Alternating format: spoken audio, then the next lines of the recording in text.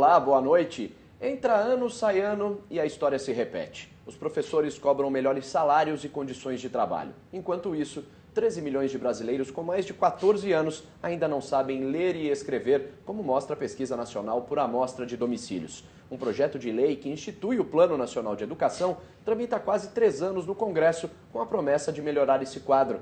Também como promessa para resolver a péssima qualidade de ensino que há tantas gerações é oferecida à população brasileira, o Congresso aprovou a lei que garante 75% dos royalties do petróleo para a educação. Mas será que os recursos são suficientes? Vão chegar até a sala de aula? O Debate Brasil recebe o senador Ciro Miranda, do PSDB de Goiás, presidente da Comissão de Educação do Senado. Boa noite, senador. Obrigado pela presença. Boa noite, professor Roberto Leão. Um prazer estar aqui com os senhores. Boa noite, senhores telespectadores.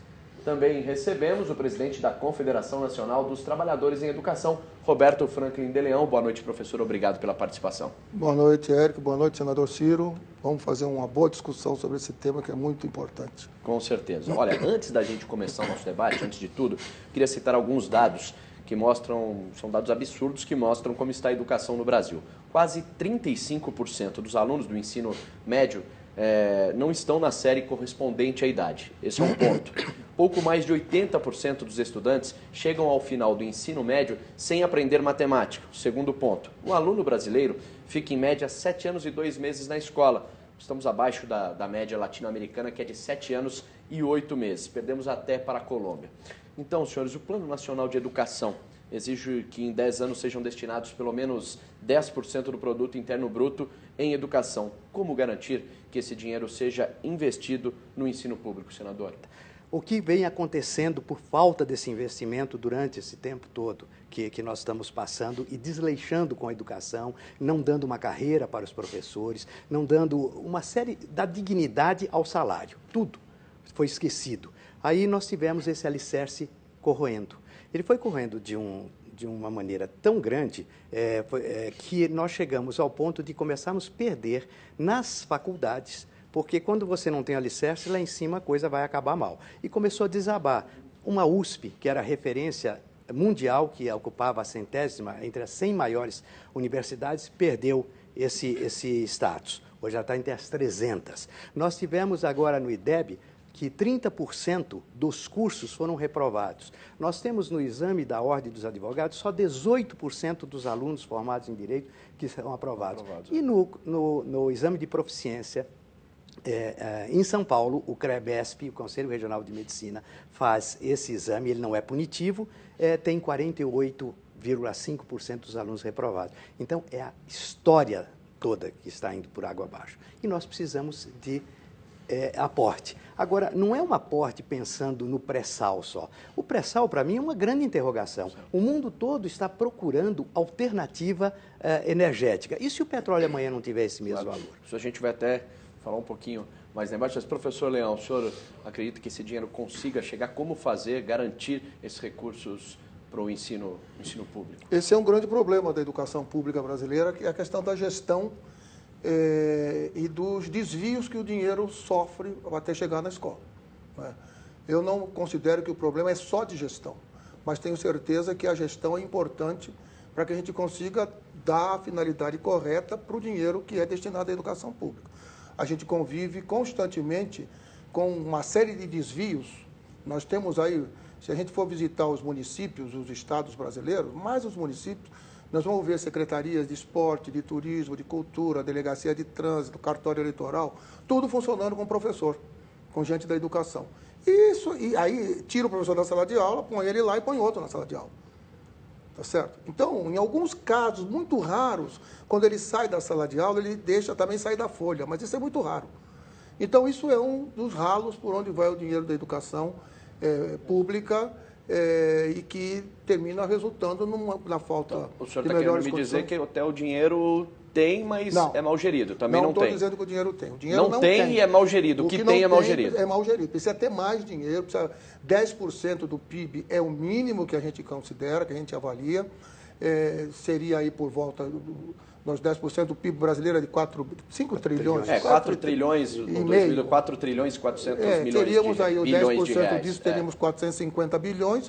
Hoje nós temos 200 e 220, 230 mil que são gastos, nós precisaríamos duplicar isso para poder gastar. O pré-sal, é verdade, ele não representa, ele chega a 1% disso, nem 1%, né? Ele chega, né, a isso. Mas eu acho que é um passo importante, porque é um dinheiro que vem de um recurso que é findo e que precisa ser aplicado no bem-estar da população. E acho que a educação e a saúde, eu sou presidente da Confederação de Trabalhadores de Educação, mas acho que os 25% destinados à saúde, eles são importantes, porque a saúde também precisa de investimento. Acho que é preciso ter muito controle social, é preciso que os conselhos tenham poder para controlar o dinheiro que chega na escola, é preciso que nós tenhamos a população vigiando, tomando conta para que esse dinheiro chegue efetivamente e cobrando, né, de maneira forte, incisiva, ordeira, como é costume na educação, o resultado do investimento nesse dinheiro. Nós não podemos conviver com escolas que funcionam debaixo de árvore, em containers, que não tem vidro na janela, que não tem banheiro. Enfim, com toda a situação que eu não preciso descrever, que todo mundo sabe qual é. Então, além do dinheiro, que outro tipo de investimento é necessário para mudar a realidade da educação no país? Você precisa fazer um investimento, inclusive, no professor. Certo? Você precisa, em primeiro lugar, tornar uma carreira digna, uma carreira que tenha um ideal, que realmente hoje o professor... Tem estados, para ter um exemplo, professor Roberto, que 45% dos professores estão fora de aula, porque eles precisam de 100, 200 reais a mais para sobreviver. Então, você precisa... reciclar esses professores. Foi muito bem dito aqui, o planejamento, para mim, a gestão, ela está aliada ao dinheiro, sim. Falta recurso? Falta. Mas se esse recurso viesse, por exemplo, agora, nós teríamos mais desvio ainda. O que é desviado, não só da educação, da saúde, de todas as maneiras. Então, você precisa reciclar tudo isso. Inclusive, no meu entender, o Plano Nacional de Educação, ele vai traçar as metas. E, junto com ele, teria que ter uma lei de responsabilidade da educação, que é corroborando com o que o professor Roberto falou, que é a fiscalização e a punição. Por que quando foi implantada a lei de responsabilidade fiscal, nós tivemos já um medo dos governantes de fazer as coisas de uma maneira que não passasse aquilo, porque senão ele ia ser uma ficha suja, ele não ia poder se candidatar. A mesma coisa nós temos que fazer com o ensino. Então, você precisa reformular tudo isso. Olha, eu tenho um dado que foi nos dado agora, recente, numa audiência pública que nós tivemos na nossa comissão, que a média de professores do curso primário, hoje do primeiro nível, no Norte é de R$ 701. Hoje é mais fácil você ser uma diarista do que ser uma professora. Ela tem mais recursos. Aqueles que fazem por amor à profissão. Porque, na verdade, o senhor queria fazer... Eu queria colocar... O senador colocou uma questão importante, que é o cumprimento da lei do piso. Isso. Que a lei do piso que foi instituída em julho de 2008, não é cumprida. Isso, que o piso, só para a gente explicar aqui, o piso de professor de educação básica com jornada de 40 horas é de R$ 1.567. R$ 1.567. Né? E segundo o sindicato não é cumprido.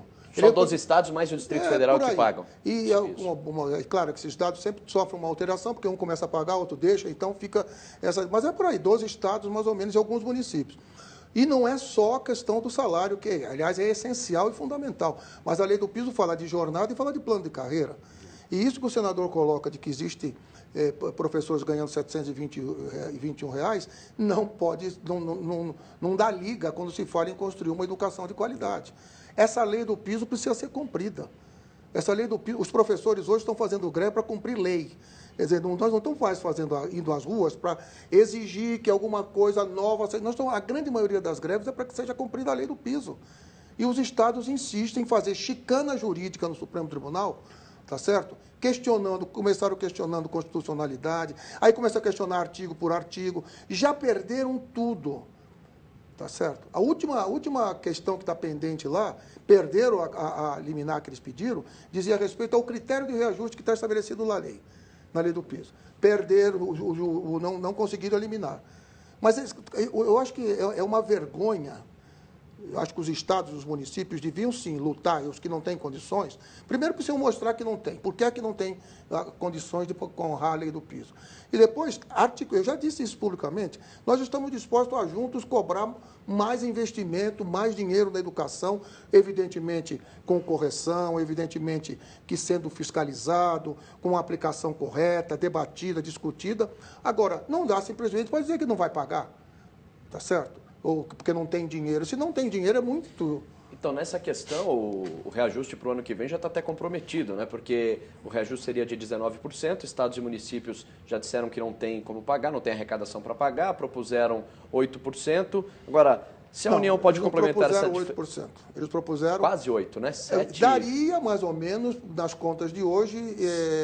7,7%. A inflação... Não, a inflação seria... 6, a inflação por volta está de 6, né? Com mais o crescimento... Porque aí a proposta dos governadores... muda o recálculo. Nós temos uma proposta também que isso tem que voltar um pouco atrás. Foi aprovado no Congresso Nacional a lei do piso e depois foi uma nova lei foi aprovada que estabelecia o reajuste pelo INPC. Tá certo? E isso nós fomos totalmente contra, porque vai contra o princípio da lei do piso, que é de valorização. E só o INPC não valoriza nada. Esse projeto foi suspenso, está suspenso no Congresso Nacional, lá na Câmara. Foi criada uma comissão que pensou uma proposta e apresentou uma proposta, que foi uma proposta feita pela CNTE, pela Campanha Nacional do Direito à Educação e pela Undime. Qual era essa proposta? É INPC mais 50% do crescimento do piso, do Fundeb. Do Fundeb, isso. Do Fundeb, do Então, crescimento bruto. Não, o deles não. A proposta deles é 50% do crescimento descontado da inflação. Desconta a inflação. Aí, então, daria 7%, 8%, não é depende isso? de quanto der a inflação, depende de uma ordem de 6%. Vamos dizer 7%. Então, agora, se o Fundeb... O que foi esse ano, hein? Foi 7, qualquer coisa. Exato. Esse ano. Agora, mas tem um problema aqui que é sério. Tem uma declaração do governador do Rio Grande do Sul que ele diz que o Estado quebra se ele for pagar o piso. Então, é incompetência. Eu acho que educação é uma questão de opção. Se você opta pela educação, você tem que deixar algumas coisas de lado. A gente reconhece que as necessidades no país são muito em todas as áreas, mas a educação e saúde são prioritárias. Sem isso, você não conserta o resto. Então, separa alguma coisa. Me lembraram que até a década de 70 até 75, se investiu só 1,7% do PIB. Então, isso foi represando.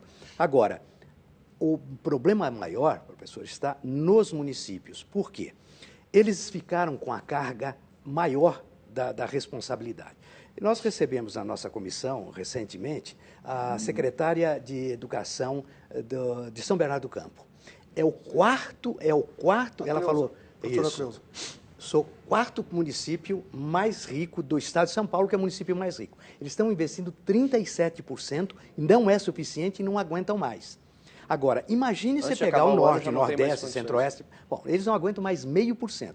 Mas o que acontece? A União, que tem a maior parte da arrecadação, ela tem a menor participação hoje. E nós vamos fazer um estudo por que está diminuindo. Porque quando a gente fala o Brasil está crescendo, onde é que ele cresce? Nos municípios, é lógico. Temos 5 mil e poucos municípios. O crescimento é feito nesses municípios.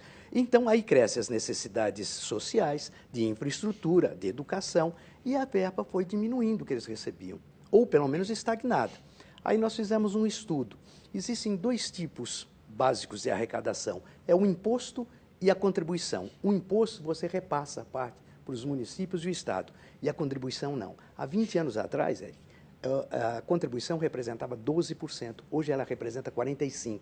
Então, eles estão recebendo menos aporte e estão tendo que uma obrigatoriedade muito maior. Isso não vai dar certo mesmo. A greve é um instrumento de pressão da categoria e, inevitavelmente, acaba prejudicando essas pessoas que o senhor falou, né? Na verdade, os alunos, né? Acaba prejudicando os alunos. Mas se nem a pressão resolve um problema que você repete todos os anos, o que mais pode se fazer? Alternativa? Na hora eles acham alguma saída, encontram. Porque o que acontece é o seguinte, a hora que você retira uma pessoa que ganha 1.567 e põe uma que ganha 1.000, você mudou a qualidade. Então, você começa a não ter a qualidade do ensino. Eu recebi uma pesquisa muito interessante, recentemente, nessa audiência pública. 53% dos filhos dos professores estudam em escola privada. olha por quê? Porque eles têm esse sentimento. Ele fala, eu estou vendo que a minha categoria não tem condição. Como é que uma pessoa que ganha R$1.000 e poucos, R$1.200, vai poder se dedicar, vai poder se reciclar? Além de tudo, ele no fim de semana tem que corrigir Investir, prova, né, na tem própria que... Então não adianta. Isso daí tem que ser de uma maneira... E eu acho que os estados estão errando. Os estados estão dizendo que não podem para os professores. Não é para os professores que ele tem que dizer. Ele tem que dizer para a União. Dizer assim, olha, nós temos que sentar aqui, eu não vou fazer isso. E a greve é um movimento legítimo. Não tem outra maneira de você fazer. Eu não sou grevista, eu sei que prejudica, mas é uma greve que tem que chamar atenção. Em alguns pontos eu sou contra o tipo de greve, mas na educação e na saúde, essa tem que chamar atenção. Porque se não vamos resolver esse problema, você vai ver o que vai acontecer o ano que vem. E depois, o pior não é só isso, a greve, o pior é que a qualidade vai desestimulando. Daqui um pouquinho nós não temos mais docentes, nós não temos mais magistério público. Parece que 2%, tem uma pesquisa, 2% apenas dos alunos, de quem está na escola, decidem ser professores, querem à medida que vão se aposentando, você não tem renovação. Professor, tem uma pesquisa, os cursos de licenciatura nas faculdades estão fechando. Ou cresce em alguns lugares, quando cresce, o mínimo em relação às outras carreiras. Então, se você não tem uma carreira que atraia, uma carreira que ofereça perspectiva de futuro, que dê tranquilidade para a pessoa trabalhar, como é que você vai querer que o jovem que está saindo do ensino médio, cheio de expectativa, de perspectiva, ele vá ser professor? Porque ele vê, é uma jornada. Por exemplo, nós temos em alguns estados, no caso de São Paulo, nós temos o duvidoso direito de darmos 64 horas aula por semana. Hoje, nos dias de hoje. Se você tira aí 20% de hora de atividade, você vai dizer que é o que tem em São Paulo, que nem a jornada do piso é cumprida, você tem 52 horas, 53 horas aulas em sala de aula. Você imagina a 53ª aula, sexta-feira, às 10h15 da noite, estão dois coitados, porque é o professor que vai lecionar e o aluno que vai receber a aula. Então não tem qualidade nisso aí, tá certo? Não tem. E também não adianta só dizer o seguinte, eu tenho que só formar bem os professores. É um processo. Você tem que formar bem os professores, você tem que ter a formação continuada, você tem que ter bom salário, você tem que ter condições de trabalho, você tem que ter uma carreira com expectativa, boas expectativas, porque senão não resolve. E eu acho que nós chegamos num ponto que não dá para você trabalhar um único ponto, sozinho, dizer eu vou fazer isso e depois faço o resto. Não adianta mais. Porque uma coisa está ligada com a outra. Por exemplo, nós estamos aí com a necessidade de ter o ensino de tempo integral. Como que você vai pensar em ensino de tempo integral se você não tem nem o da parte da manhã? Nós temos na América do Sul o país que menos tem tempo da escola. Então, você veja que uma coisa está ligada para a outra. Se você não resolver esse problema de base, não vamos resolver mais nenhum daí para frente. Então, o que vai acontecer? A nossa qualidade vai continuar caindo, nós vamos ter uma educação péssima, isso vai influir na saúde, nos problemas sociais, e o país vai ter que estar sempre com essa necessidade de ficar inventando coisas que não resolvem. O caso de cota para os alunos. Né? Por que deram cotas? Porque não tem ensino público que propicie para todos a oportunidade de entrar na faculdade pública. Então, o que a gente faz? Não resolve esse problema, nós vamos criar cota. Ou seja, se está com febre, quebra o termômetro. Senhores, vamos então voltar a falar do Plano Nacional de Educação. O plano quer, entre outras coisas, erradicar o analfabetismo. Como isso será feito? Bom, primeiro, eu não vou te corrigir, mas o Paulo Freire costumava dizer que erradicar não é um nome bonito para falar. Porque erradicar, a gente erradica a praga, não sei o quê. Vamos acabar, né? Vamos acabar com ele. Mas o Paulo Freire era um poeta, acima de tudo, um grande educador e que tinha a poesia na sua fala, né? Mas eu acho que nós precisamos ter um grande esforço nacional para acabar com isso, né? É preciso que o país se mobilize para que a gente acabe efetivamente com o analfabetismo, que é uma vergonha nesse país. Nós não podemos conviver com esse número enorme de analfabetos e analfabetos funcionais, né? Pessoas que simplesmente sabem assinar o nome, mas não são capazes de entender um texto mínimo. Professor Roberto, como é que a classe do senhor vê isso? Por que aconteceu? Por exemplo, de 2011 a 2012, nós ingressaram mais 300 mil analfabetos. Ou seja, hoje o país tem 8,7%, 3 milhões e meio de analfabetos. Como é que a classe vê isso? Por que isso, em vez de... Estava estagnado, que já não era bom, mas estava estagnado. Subiu 0,1, né? 0,1%. Aí subiu 0,1, tudo bem. Isso, mas o estagnar já é ruim. 7. Você mostra que há tempos você não está... Como que a classe vê isso? Por que não se consegue? Eu acho, bom, primeiro eu acho que precisa de um esforço grande para isso, né? Como eu estava falando, para você acabar com o analfabetismo. Eu acho que um certo descuido aí por parte dos governos, federal, estadual, municipal, no sentido de colocar em prática os programas para pôr fim a isso, né? E um descuido terminou fazendo com que subisse esse percentual, que não é uma coisa cabível, não se pode concordar. Devia estar caindo. Devia estar caindo, Porque cada vez mais caindo. no Plano Nacional de Educação tem a meta, né, de até a partir dos 8 anos, todas as crianças até o ano 2020 estejam alfabetizadas. Mas se você não faz alguma coisa punitiva, vai chegar em 2020 e falar assim, olha, não atingimos a meta. E daí? E fica por isso mesmo? Quer dizer, você tem... então, esse é que é o problema. Peraí. Qual tipo de punição poderia ser a fiscalização? Não, a fiscalização é como na lei de responsabilidade fiscal. Você tem obrigatoriedade, você pode até perder o mandato, o governador, o prefeito, certo? Ele tem sanções, ele não recebe mais verba. Mas eu acho que nós estamos falando em greve, me ocorreu aqui uma ideia. Quem devia fazer greve, que talvez a população ache até bom, mas seriam os políticos, se não fosse dedicado 10% do PIB para a educação. Porque cabe a nós temos que fazer pressão. Não tem que ter oposição e situação. A coisa tem que ser republicana. Não pode ter retrovisor. Você tem um país que é democrata. Houve eleição, respeita quem foi eleito. Agora, vamos focar no público. Agora fica situação e oposição. Aí, muitos da própria situação, da base do governo, entende que precisa, mas na hora de votar, tem que votar com o governo, porque o governo, eu não posso, eu só posso chegar em 7%. Hoje nós temos 5,5% do PIB. Nós precisamos de 10%, o dobro. Agora, isso cabe a nós. Sabe, eu acho que é consciência política acima de tudo. A proposta até inicial era de 7 no plano, né? Se eu não me engano. Exatamente. 7 foi aumentado para 10. Numa briga muito grande, numa disputa. E eu acho que foi uma mobilização nacional da população, das entidades, da sociedade, que foi a luta para que tivesse... As ruas deram esse recado. Um dos recados das ruas começaram por aí. Nós conseguimos aprovar no relatório que saiu da Câmara os 10%. Né? Agora, ele está tramitando no Senado. No Senado, os senadores têm o direito de debater, de fazer... Nós estamos na mesma linha dos 10%. É 10% para a educação pública. Agora, se aprova, por exemplo, um trem-bala, que é coisa de 50 bilhões, com uma facilidade tremenda.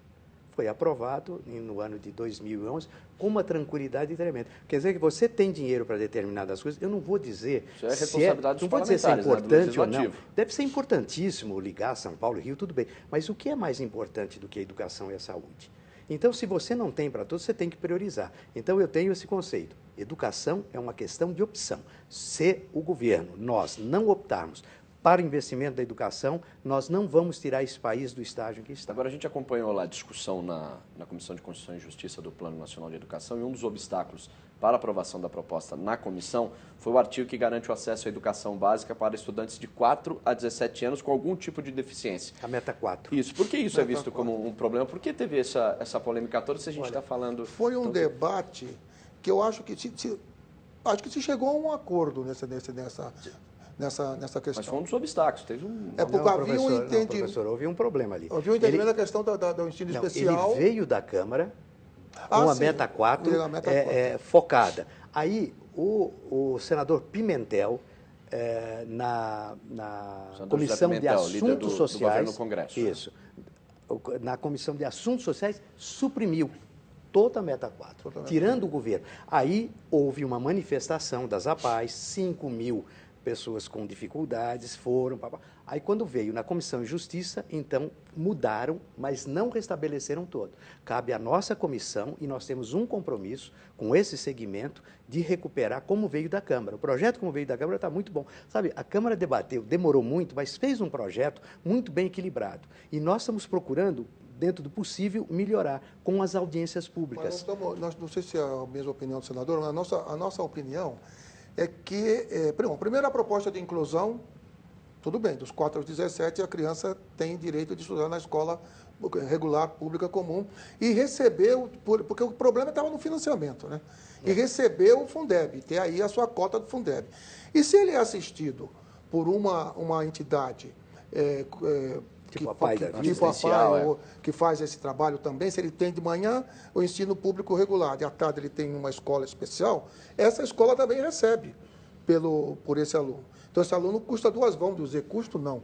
O governo investe duas vezes nele, porque investe na rede pública e investe na APAE, ou em outra entidade. Então, isso eu acho que é correto. Mas é que aí que está, tiraram o preferencialmente. O que nós estamos restabelecendo é com a palavra preferencialmente, ele pode ter as APAES ou ir para a escola regular. Mas então ele pode ir ou em um ou em outro ou não? Ele Não, tem que ser. Não, Pode estar inserido. ou outra. Agora está sendo restabelecido pode estar agora na inseridos Comissão nos de dois. Educação. Nos dois. Porque a gente fala tanto em investimento em educação e aí querem, né? Não, mas aí entra uma outra discussão, que aí, senador, é um campo meio minado, que é a discussão do papel da APAE. Eu acho que a APAE prestou e presta relevante serviço à educação brasileira. Agora, precisa determinar o que é educação, o que é assistência social, dentro daquele serviço importantíssimo que a APAE recebe, o que é saúde. Então, isso talvez a gente devesse definir melhor esse papel. Definir melhor esse aqui, para que ver? Bom, a parte de educação que a APAE presta, e repito que é muito importante, recebe o aporte da educação. A parte que é assistência social, da assistência social. E da saúde, Hoje isso é meio confuso, por isso que dá... Eu acho que nós temos que fazer, o governo fez certo com o ensino profissionalizante. Ele definiu bem o papel dos S's. Né? Então, quando ele faz o repasse, aquilo está bem definido, do profissionalizante. E realmente, porque esse foi sempre uma zona de desconforto. Eu recebi em 2011... uma série de pais, logo na primeira legislatura, uma série de pais apavorados, porque na Constituição nossa diz assim, que garante-se às pessoas com deficiência mental até a idade de 18 anos, o ensino. Só que a idade cronológica é uma coisa, e a idade mental é outra. Então, você tem pessoas com 25, 26 anos, com idade mental de 5 anos, que estão totalmente desamparadas. Então, sempre foi, esse foi uma coisa que eu acho que governos e mais governos não se dedicaram como deviam, e para esclarecer, eu também concordo. A APAE, para mim, eu sou apaixonado pelo programa da APAE, porque ela faz aquilo com uma dedicação tremenda, são feitas dos pais mesmos que estão envolvidos com aquilo, mas precisa uma definição melhor. O aporte também, quando se fizer, tem que se dizer o que quer daquilo ali. A gente precisa fiscalizar também, sabe? Metodolizar aquelas... O Plano Nacional de Educação agora será examinado, saiu da Comissão de Constituição e Justiça, já está na Comissão de Educação, presidida pelo senhor, né, senador? Existem outros impasses em relação ao texto? Ainda há consenso? Não? Existe ainda muita discussão? Não, ainda vai ter discussão. Eu acho que vai ter, por exemplo, na meta 20.8, que fala do CAC. Do CAC, CAC e CAQ, né? Do CAQ, no caso é do CAQ. Que a gente... Custo aluno qualidade. Custo aluno qualidade. No caso do CAQ é qualidade inicial. No caso do CAC é qualidade. Só qualidade. Agora, nós, por exemplo, tínhamos discutido a possibilidade de que o governo repassasse, houvesse complementação do governo federal, né? Quando eu falo governo, é do Estado, do governo federal, para os municípios que tivessem dificuldade em cumprir, mas que os municípios tivessem contrapartida. Qual é a contrapartida? Efetivamente, ter um projeto, ter uma proposta, ter um programa, enfim, tudo isso que dê conta de dizer, olha, não vou só pegar o dinheiro e dizer que vou fazer, não vou. Senão é aquilo que falou no começo, só não tem foi gestão. Retirado totalmente essa meta foi retirada. Ou seja, o governo não tem mais compromisso em fazer com que o CAC exista onde os municípios não tiverem condições. Nós achamos que é errado, que o governo precisa investir sim, para fazer com que o CAC... Aliás, o governo precisa investir mais. O governo federal precisa investir mais na educação. Investe, melhorou, o orçamento do MEC cresceu, é muito grande, hoje triplicou, quadriplicou, tudo bem, etc. Mas não pode viver simplesmente se limitar àquilo que está no Fundeb, de 10% do valor do fundo. É pouco.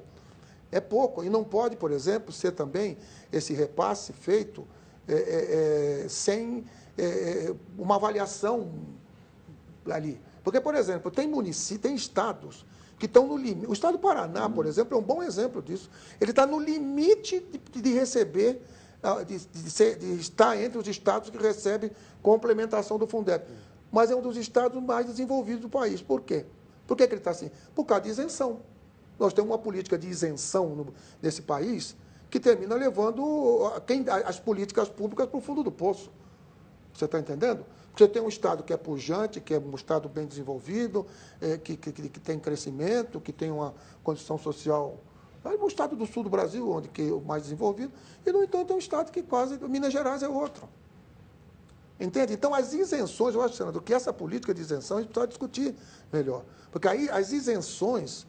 Por exemplo, toda a desoneração que foi feita agora nessa quem política... sofre a ponta é o município e o quem Estado. sofre, a gente não recebe. A política pública, só porque nós vivemos com 25%, é aquilo que o senhor falou agora há pouco, nós vivemos com 25% dos impostos, não é das contribuições. Dos impostos. E hoje, hoje ele bem lembrou, as contribuições são 45%, tá certo? Nós recebemos 25%. Se o imposto não tem, se o imposto cai, não adianta dizer que vai ganhar no volume, porque isso é muito, uma vez que loteria. Em relação ao CAC, nós tivemos, o MEC não quer que inclua de novo. Nós vamos incluir e provavelmente nós vamos perder, porque na hora da votação nós somos minoria. Né? Se o governo vem, se ele vier pautado mas com eu acho que a política é errada ele não quer, porque ele acha que os municípios não estão preparados, se aquilo for vai ter mais desvio, assim, vai ter que corrigir isso. Eu não vou mandar, esse é um raciocínio errado, absurdo. E é o que tem acontecido, né? Tá certo, eu não vou mandar mais porque tem desvio, eu tenho que prender o cara que desvio. Exatamente. Desvio tem. Aliás, a educação é um dos locais onde mais tem desvio. A gente está falando no começo. Tem dinheiro ou não, o problema é a má gestão. Você tem que ter gestão. Então, se dá mais atenção a isso, por exemplo? Mais fiscalização, mais punição. Mais punição. Está no plano? Gestão democrática. Foi suprimido. Foi suprimido a história da gestão democrática. Os senhores vão tentar incluir, por exemplo, o senhor que é da oposição? Essa é uma das boas coisas para a gente conversar com o relator e nas audiências públicas canalizar para isso. Acho que tem que ter, porque se não houver isso daí, nós estamos perdidos. Se você fica só como meta, e se acontecer, em 2020 a gente olha para trás, aconteceu metade. Poxa, então agora vamos tentar de novo? Não. Então tem que ter a punição, tem que ter a gestão. Olha, ninguém chega a qualquer cargo do poder público forçado. O cidadão é vereador, ele é deputado, ele é senador, ele é governador, é presidente da República, prefeito, porque ele foi disputar. Então, ele tem uma obrigatoriedade com isso.